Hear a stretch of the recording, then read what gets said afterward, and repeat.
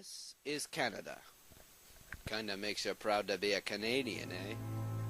Besides hockey itself, there's nothing more distinctly Canadian than winter. We all love the beautiful photos of pristine snowscapes, but few of us have even the slightest idea of the difficulties and toils that photographers face to capture those images. Meet Joshua Brown, St. Stephen of Brunswick. He's a recreational photographer who just might be the coldest Canadian. While others enjoy a warm cup of coffee in a heated Tim Hortons, Joshua is on the move. He's headed off to photograph a sunrise in the middle of a bitter cold Canadian winter. It's about 5 a.m., the time of day that most people are still entrenched in a study of the back of their own eyelids.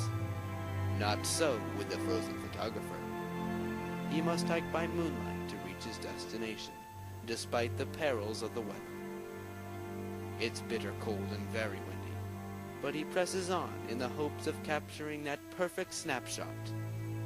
The sun begins to rise over this vast and desolate island on which he stands, and with it, the idyllic moment in which he will capture the exceptional image.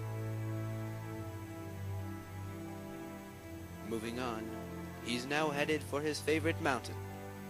It is probably his favorite, not for scenery alone, for surely there are sightlier heights which he could climb if he wished. It's the memories that make this place special. Like the time he ventured out onto this desolate rock when the temperature was nearly 40 degrees below zero. Near the top, he pauses to read a warning sign posted to the fence which surrounds the cellular communication structure. He's cautious, and rightly so. But there's one thing which he will never fear, and that's the cold. For he has been through far worse conditions than this. The scenery is breathtaking, so he takes many photographs, and after he is content that every viewpoint has been properly captured, he heads back to the trailhead. What makes the frozen photographer persevere despite extreme perils?